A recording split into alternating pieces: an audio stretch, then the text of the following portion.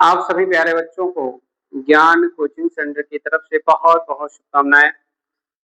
आज हम आप लोगों को पढ़ाने जा रहे हैं इंटर का फिजिक्स का सबसे बेस्ट टॉपिक व्युत्करण, क्योंकि कुछ बच्चे कमेंट में भेजे भी हैं और बोले भी हैं कि सर व्युत्करण पढ़ा दीजिए। तो व्युत्करण पढ़ाने जा रहे हैं, बहुत ही अच्छा टॉपिक जो कि बोर्ड की दृष्टि से बहुत ज़्यादा इम्पोर्टेंट है। आप लोग अच्छे से पढ़ोगे तो ये कन्फर्म हो जाएगा टॉपिक और इसमें से ज़रूर बोर्ड में क्वेश्चन पुट अप किया जाता है। तो आज हम पढ़ाने जा रहे हैं व्युत्करण। व्युत्करण होता क्या है? पहले आप लोग समझ लीजिए व्युत्करण। व्युत्करण इसको इंग्लिश में कहते हैं इंटरफेरेंस। इंटरफेरेंस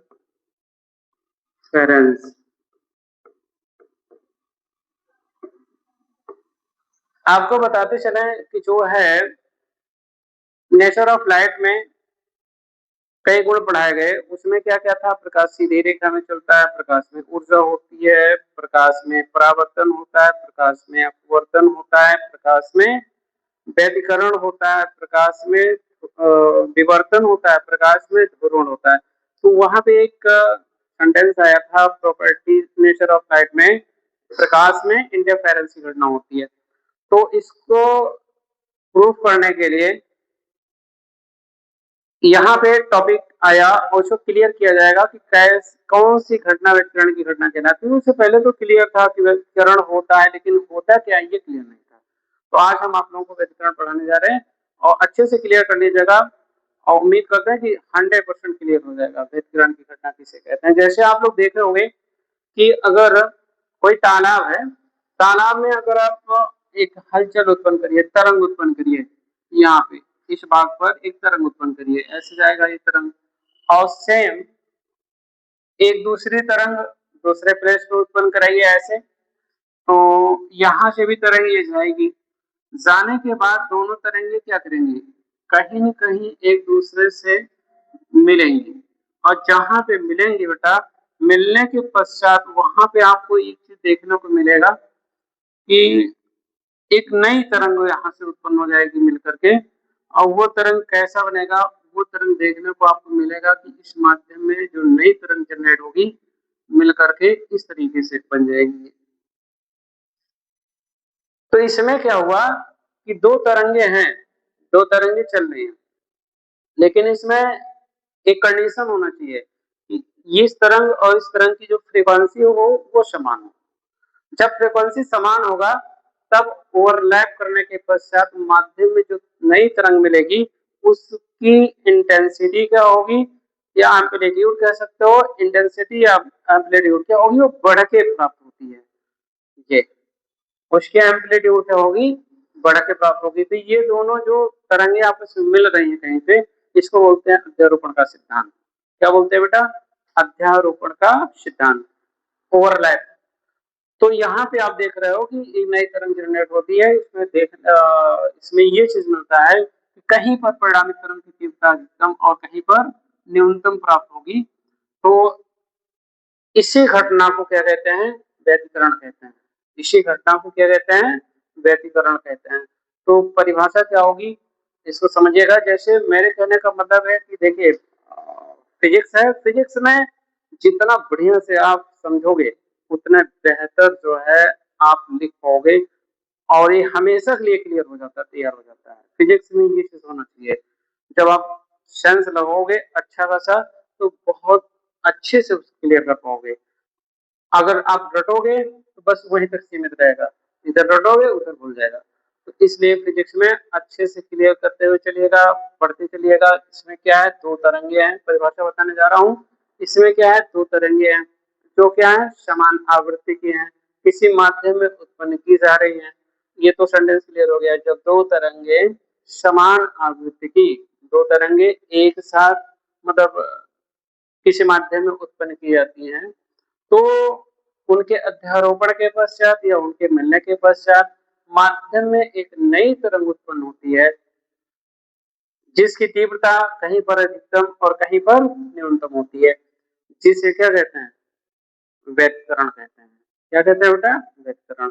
तो आप कह सकते हो जब किसी माध्यम में दो समान आवृत्ति की तरंगें किसी माध्यम में उत्पन्न होती हैं या उत्पन्न की जाती है तो उनके अध्यारोपण के पश्चात माध्यम में उत्पन्न नई तरंग की तीव्रता कहीं पर अधिकतम और कहीं पर न्यूनतम होती है, जिसे क्या कहते हैं, व्यतिकरण कहते हैं। ये आप देख सकते हो कि जैसे जल में इस तरंग उत्पन्न होती है तो आप देख सकते हो इसी तरीके से प्रकाश में भी ये तरंग उत्पन्न होती है।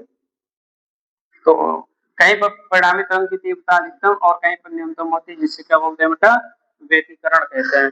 अब बात यह आई कि जैसे देखेंगे अभी हम आपको बताते हैं कि जैसे अगर दो तरंगे हैं, ये मान लेते हैं ये तरंग कोई है, ये वाली, ये तरंग चल रही है माध्यम में आगे बढ़ रही है और ये आपकी दूसरी तरंग है, ये मान लेते हैं दूसरी तरंग है, ये इसी माध्यम में ट्रेवल कर रही है। ये आवृत्ति दोनों की समान होनी चाहिए। ये तो गौर करेंगे इसमें, देखिएगा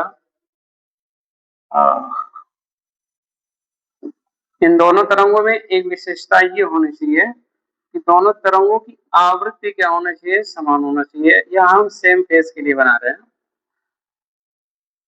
तो इसमें देखने को क्या मिलेगा, इसमें आपको थोड़ा सा इधर कर देते हैं, दूसरी तरंग बनाते हैं, यहाँ पे कोई दूसरा तरंग बना लें।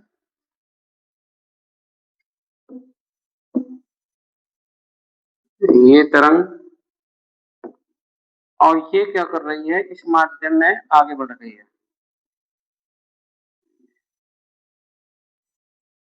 तो गौर करिएगा ये वाली जो है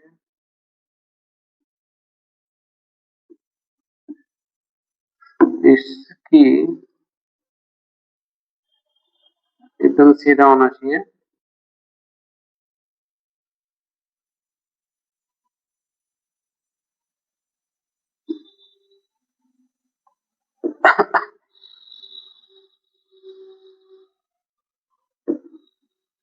इस तरंग को हम अगर रिप्रेजेंट करें तो आपको इस तरीके से मिलेगा, इस तरीके से,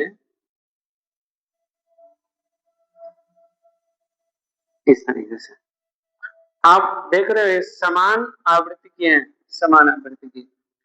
और इसमें क्या होता है, जब ये तरंग यहाँ से चल रही है, ये तरंग यहाँ से चल रही है, जब ये दोनों तरंगे अध्यारोपित होंगे, मिलेंगे, तो मिलने के पश्चात क्या होगा, ध्यान दीजिएगा, इसको थोड़ा सा मिटा दें। अभी हम इसको यहाँ पे ले आकर शिफ्ट कर देते हैं, या यहीं पे समझिएगा कि ये दोनों आपस में आगे जाके मिल रही हैं।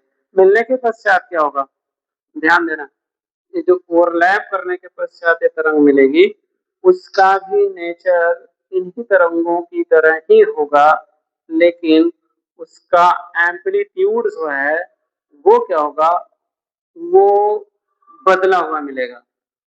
वो इस तरीके से मिलेगा, फिर ये इस तरीके से प्राप्त हो जाएगी। ठीक है, तो आप देख रहे हो ये दोनों जब ओवरलैप की आपस में तरंगे मिली तो मिलने के पश्चात माध्यम में एक नई तरंग मिली जिसका आयाम बढ़ा हुआ प्राप्त हुआ, इसके अपेक्षा काफी बढ़ गया, अर्थात इसकी तीव्रता बढ़ गई।